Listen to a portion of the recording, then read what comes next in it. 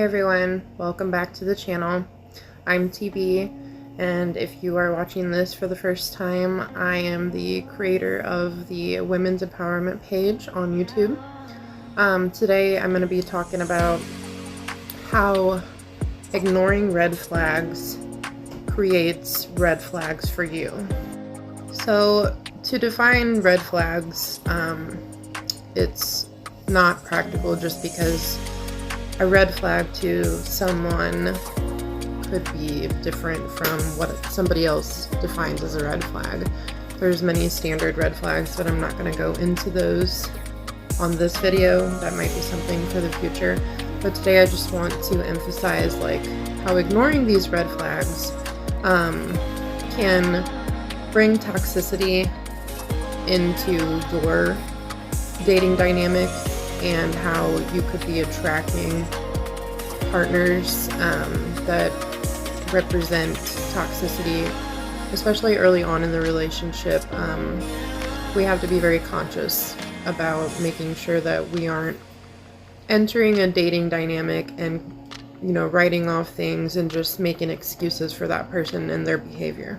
So ignoring a red flag early on, or big red flags, this can lead to a very toxic scenario between two people. And if you are ignoring them early on, then you're going to continue to ignore them throughout the relationship, most likely. So one of the things I want to bring up is self-esteem.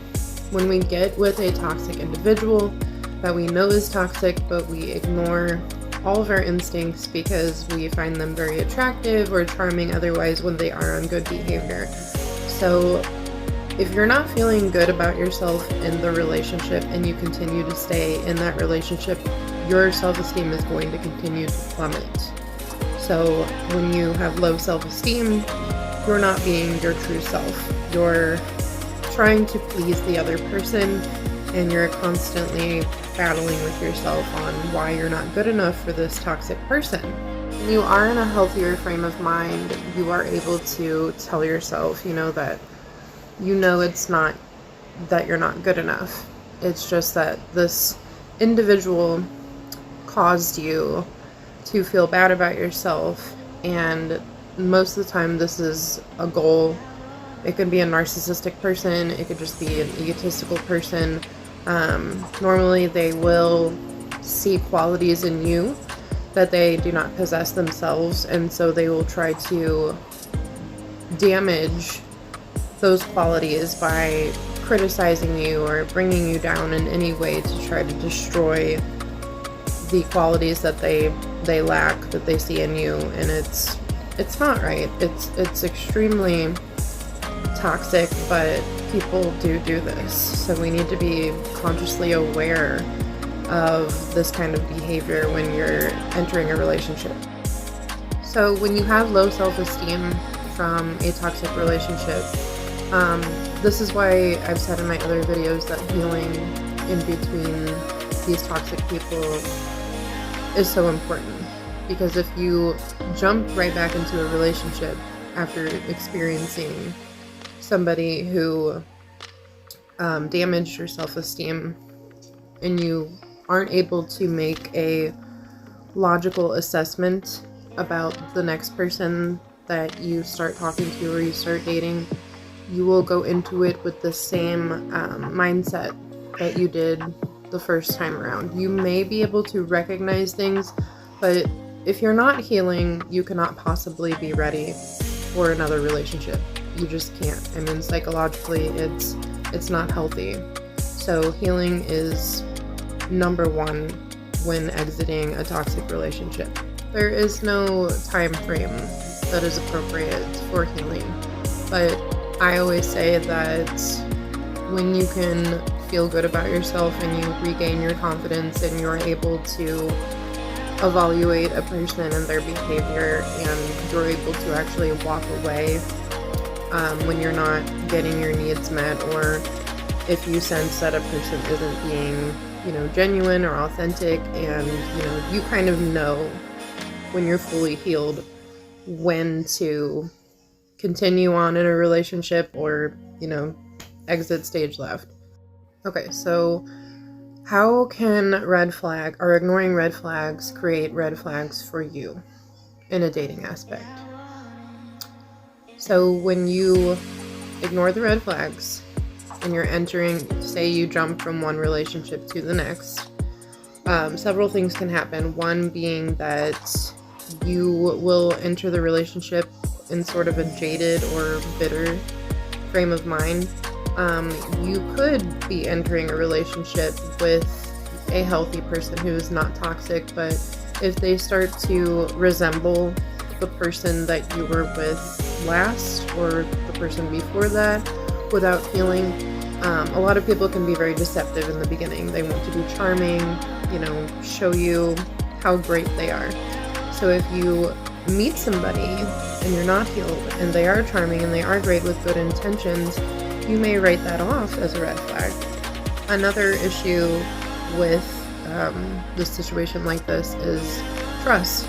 You lack trust after a toxic relationship, and entering into a new relationship, you are going to have trust issues. So even if the individual tells you the truth, you may question their intentions, which can be, considered a red flag, especially if you're dealing with a mentally mature person, an emotionally mature person, because your paranoia is heightened based on the previous relationship where the person may have lied to you or misled you, or you question their judgment, etc. Okay, and I'm just going to mention one more scenario that could be a red flag for you. It's that when you are used to being in a toxic scenario, there's usually a lot of drama, a lot of arguing, a lot of unhealthy communication. And once you get used to communicating like that, and you're not healing in between relationships, you may enter a relationship with someone and, a conflict may arise, and instead of being able to actually discuss it, share your feelings, they share theirs, you're already kind of like going in it, all hot, and you're used to the other person where there was like a screaming match and maybe you didn't feel heard. So, you're going to carry those toxic traits from that relationship into a new healthy relationship. So to this healthy individual, they probably didn't see this coming, and they are most likely, it's going to be a huge turnoff to them because, like I said, it goes both ways. All people can enter a relationship being charming and great at first because you want to give a good first impression, and hopefully you can maintain that impression throughout the relationship. No relationship is perfect. No relationship is going to not have conflicts. It's just how you present communication, how you say things, your delivery, and without healing, you are just going to continue this pattern. You're going to keep drawing the same type of people into your energy because what you put out there is what you're going to attract back to you. So it's not easy, when you have to take a time period by yourself, but you have to overcome codependency. That is a huge red flag that I believe, in my opinion, is very standard. Codependency is extremely unhealthy in all aspects, with family dynamics, partnership, friendships. If you honestly feel that you cannot live without this individual in your life, or you cannot cope being single or just being on your own in general, you are never going to have a successful relationship. You just aren't, because if you can't sit with yourself in your own company and be content with that, you are depending on another person to fulfill your needs, to fulfill your happiness. And that's going to land you in all sorts of trouble and unhealthy, toxic relationships. So I hope this video was helpful to anybody who watched. And if you like this video and you want related content, please like and or subscribe or leave a comment letting me know how you feel about the material in the video. And you all have a wonderful day and be well. Till next time.